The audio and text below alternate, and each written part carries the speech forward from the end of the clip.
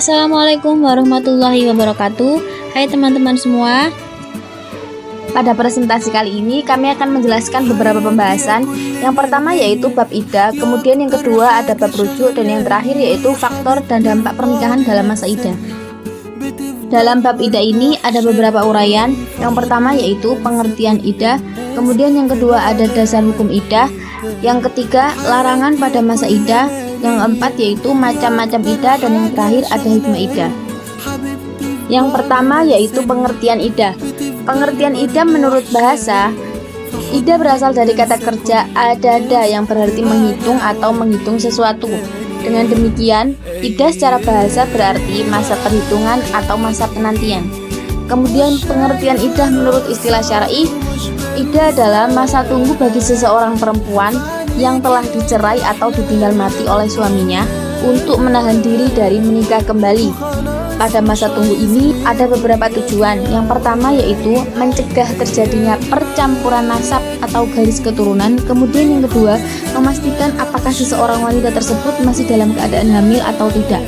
Dan yang terakhir yaitu menjaga kehormatan mendiang suami. Yang kedua yaitu dasar hukum iddah. Iddah wajib bagi seorang istri yang dicerai oleh suaminya, baik cerai karena kematian maupun cerai karena faktor lain. Dalil yang menjadi landasannya yaitu Quran Surat Al-Baqarah ayat 234, yang artinya, orang-orang yang meninggal dunia di antaramu dengan meninggalkan istri-istri, hendaklah para istri itu menangguhkan dirinya beriddah 4 bulan 10 hari. Kemudian apabila telah habis masa iddahnya, maka tiada dosa bagimu para wali membiarkan mereka berbuat terhadap diri mereka menurut yang patut. Allah mengetahui apa yang kamu perbuat. Kemudian firman Allah Quran Surat Al-Ahzab ayat 49, yang artinya, hai orang-orang yang beriman, apabila kamu menikahi perempuan-perempuan yang beriman, kemudian kamu ceraikan mereka sebelum kamu mencampurinya, maka sekali-kali tidak wajib atas mereka iddah bagimu yang kamu minta menyempurnakannya. Maka berilah mereka mut'ah dan lepaskanlah mereka itu dengan cara sebaik-baiknya. Yang ketiga yaitu larangan dalam masa iddah. Syariat Islam telah menentukan 3 larangan yang tidak boleh dilanggar oleh perempuan saat sedang menjalani masa iddah. Ketiga larangan tersebut tidak berlaku lagi ketika masa iddah telah selesai. Adapun ketiga larangan tersebut yaitu, yang pertama, haram menikah dengan laki-laki lain. Yang kedua, haram keluar rumah kecuali karena alasan darurat. Dan yang ketiga, wajib melakukan ihdad bagi janda. Untuk penjelasan dari larangan masa iddah yang pertama yaitu haram menikah dengan laki-laki lain adalah, jadi seorang yang sedang menjalani masa iddah, ia diharamkan menikah dengan laki-laki selain mantan suaminya tersebut. Apabila ia menikah, maka pernikahannya dianggap tidak sah, dan jika ia melakukan hubungan badan, maka dia terkena hukuman al-had. Kemudian untuk penjelasan dari larangan masa iddah yang kedua adalah haram keluar rumah kecuali karena alasan darurat. Perempuan dalam masa iddah, ia wajib tinggal di rumah tempat tinggal terakhir bersama mantan suami. Ia boleh keluar rumah untuk keperluan darurat seperti belanja kebutuhan pokok atau membeli obat-obatan. Adapun suami tidak boleh memaksa istri keluar rumah kecuali karena perbuatan maksiat, misalnya perzinahan.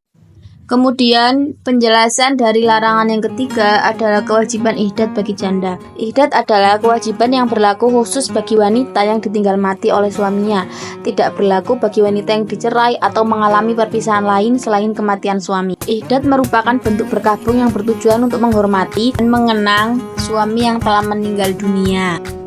Adapun bentuk ihdad biasanya meliputi larangan untuk berhias, memakai wangi-wangian, atau melakukan hal-hal yang dapat menarik perhatian orang lain. Masuk pada pembahasan yang selanjutnya yaitu macam-macam iddah. Iddah dibagi menjadi 2. Yang pertama iddah karena perceraian, kemudian yang kedua adalah iddah karena kematian suami. Iddah karena perceraian memiliki 2 kategori yang masing-masing memiliki hukum sendiri-sendiri. Adapun yang pertama adalah perempuan yang diceraikan dan belum disetubui. Dalam hal ini, ia tidak wajib menjalani masa iddah, sebagaimana firman Allah SWT dalam surat Al-Ahzab ayat 49. Kemudian, kategori yang kedua adalah perempuan yang diceraikan dan ia sudah disetubui. Bagi perempuan yang dalam kategori seperti ini, dia memiliki 2 keadaan. Yang pertama yaitu perempuan itu dalam keadaan hamil. Adapun masa iddah baginya adalah sampai ia melahirkan kandungannya. sebagaimana firman Allah SWT dalam surat At-Tolak ayat 4. Kemudian yang selanjutnya yaitu apabila perempuan itu tidak dalam keadaan hamil. Dalam keadaan seperti ini, dia tidak luput dari dua kemungkinan. Kemungkinan yang pertama yaitu dia masih menstruasi. Dalam keadaan ini, idahnya adalah 3 kali menstruasi. Sebagaimana firman Allah dalam surat Al-Baqarah ayat 228. Kemudian dalam keadaan yang kedua, perempuan itu tidak mengalami masa-masa menstruasi seperti anak kecil yang belum menstruasi atau perempuan dewasa yang sudah menopause. Masa idah bagi perempuan seperti ini adalah selama 3 bulan. Kemudian bab selanjutnya adalah idah karena kematian suami. Dalam kasus ini ada 2 kemungkinan yang dapat terjadi. Yang pertama yaitu perempuan yang ditinggal mati suaminya itu ia tidak dalam keadaan hamil.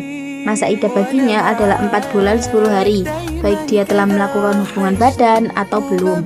Sebagaimana firman Allah SWT dalam surat Al-Baqarah ayat 234. Kemudian yang kedua, perempuan yang ditinggal mati oleh suaminya itu dalam keadaan hamil, maka masa idah baginya adalah sampai dia melahirkan kandungannya. Adapun ketentuan tersebut ada dalam firman Allah Quran surat At-Talaq ayat 4. Untuk lebih simpelnya akan saya berikan rangkuman dalam bentuk tabel berikut.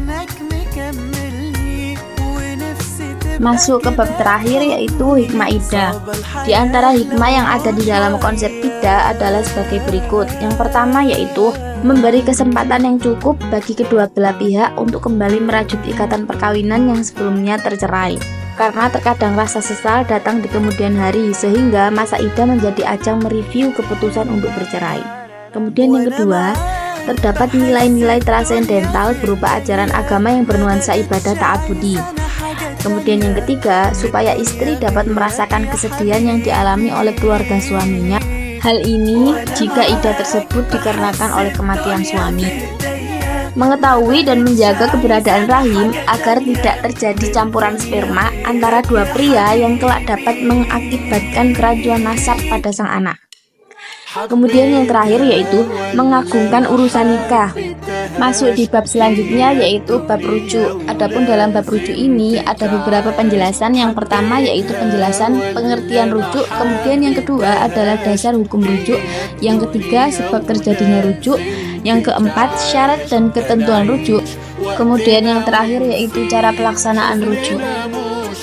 Pengertian rujuk menurut bahasa.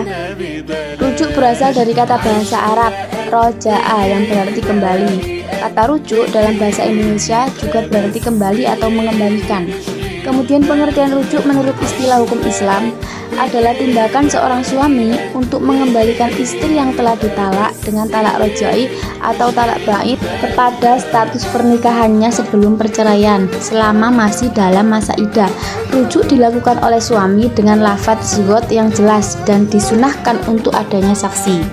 Kemudian yang kedua adalah dasar hukum rujuk. Setelah adanya pemaparan tentang pengertian rujuk tersebut, maka perlu disampaikan apa dasar hukum tentang penetapan rujuk. Terdapat dalam Quran surat Al-Baqarah ayat 228 yang artinya wanita-wanita yang ditalak hendaklah menahan diri atau menunggu 3 kali kuruk. Tidak boleh mereka menyembunyikan apa yang diciptakan Allah dalam rahimnya jika mereka beriman kepada Allah dan hari akhirat. Dan suami-suaminya berhak merujukinya dalam masa menanti itu jika mereka para suami itu menghendaki islah. Dengan demikian, sunnah hukumnya bagi seorang suami untuk merujuk istrinya apabila dilandasi oleh niat yang tulus dan benar-benar menghendaki adanya islah tersebut. Dan haram hukumnya apabila hanya untuk dijadikan main-main atau menjadikan rujuk kembali itu hanya untuk menyakiti istrinya, melecehkannya, maupun hanya untuk balas dendam kepada istri tersebut supaya istri tersebut tidak menikah dengan laki-laki lain. Berdasarkan firman Allah dalam surat Al-Baqarah ayat 231 yang artinya apabila kau menalak istrimu lalu mereka mendekati akhir iddahnya, maka rujukilah mereka dengan cara yang ma'ruf atau ceraikanlah mereka dengan cara yang ma'ruf pula. Janganlah kamu rujuki mereka untuk memberi kemudaratan atau dengan demikian kamu menganiaya mereka. Ayat tersebut memerintahkan agar suami dapat memanfaatkan kesempatan tersebut dengan arif dan bijaksana. Islam memberi jalan bagi suami yang telah menjatuhkan talak rojai kepada istrinya untuk merujuk kembali selama dalam masa iddah. Akan tetapi, jika masa iddahnya telah habis, maka tidak ada jalan bagi suami atas istrinya kecuali dengan pernikahan baru. Dengan demikian, hukum rujuk dapat dibedakan menjadi 5 macam, yaitu wajib terhadap suami yang mentalak salah seorang istrinya sebelum dia menggunakan pembagian waktunya terhadap istri yang ditalak. Kemudian menjadi haram apabila niat rujuknya itu hanya untuk menyakiti si istri. Kemudian yang ketiga yaitu makruh, kalau perceraian itu lebih baik dan berfaedah bagi keduanya, suami dan istri. Kemudian jaiz, menjadi boleh. Hukum rujuk jaiz ini adalah hukum rujuk yang asli. Kemudian yang kelima, sunnah, jika maksud suami adalah untuk memperbaiki keadaan istrinya atau rujuk itu lebih berfaedah bagi keduanya. Masuk ke pembahasan yang ketiga, yaitu sebab terjadinya rujuk. Rujuk merupakan suatu mekanisme hukum dalam Islam yang memungkinkan suami dan istri untuk kembali ke ikatan pernikahan setelah perceraian tertentu, khususnya yaitu talak 1 atau talak 2 rajai.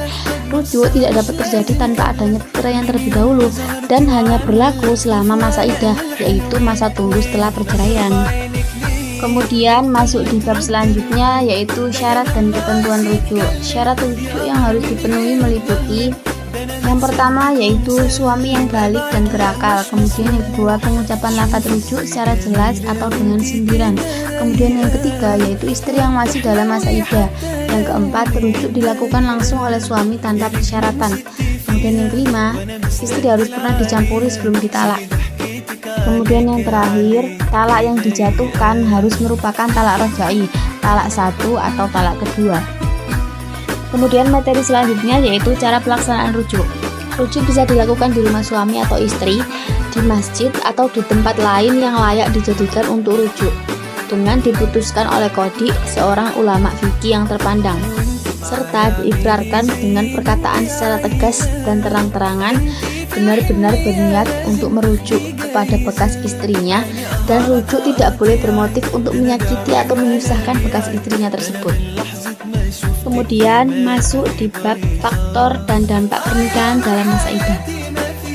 Perkawinan dalam masa iddah, masa tunggu bagi perempuan setelah perceraian atau ditinggal wafat suami, merupakan hal yang dilarang dalam hukum Islam dan memiliki dampak hukum dan sosial yang signifikan. Berikut ini penjelasan mengenai faktor dan dampaknya.